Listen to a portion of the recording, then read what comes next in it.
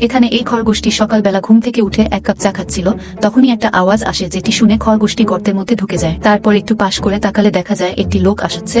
সে সামনের দিকে তাকিয়ে দেখে খরগোশের দুটি কান দেখা যায়, তাই সে একটি বক্স এবং একটি ছোট লাঠি দিয়ে এভাবে একটি ফাঁদ বাঁধে। তখনই সামনের জঙ্গল থেকে আরেকটি লোক আসে, সে একটি লোহা দিয়ে ফাঁদ বাঁধে। তারপর প্রথম লোকটি সেটি দেখে সে বুদ্ধি খাটিয়ে ফাঁদের নিচে একটি গাজর দিয়ে দেয়। তারপর দ্বিতীয় লোকটি দেখে মাটির নিচে হাত দিয়ে একটি বড় গাজর বের করে ওই ফাঁদের মধ্যে রেখে দেয়। তারপর প্রথম লোকটি ব্যাগকে নিয়ে উল্টো করে এভাবে আড়ালে আরো অনেকগুলো গাজর বের হয়। তারপর দ্বিতীয় লোকটি সেটি দেখে সে এক ট্রাক গাজর নিয়ে আসে। তারপর প্রথম লোকটি সেটি দেখে সে একটি মাইক্রোওভেন থেকে কাজের কেক বের করে নেয়।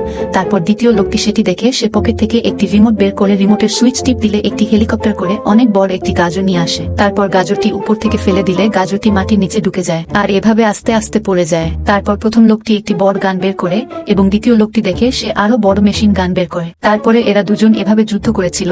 তখন খরগোশটি এসে গাজর উপরে উঠে এভাবে শুয়ে পড়ে। তখনই একটা চিল এসে খরগোশ থেকে নিয়ে উড়ে যায়।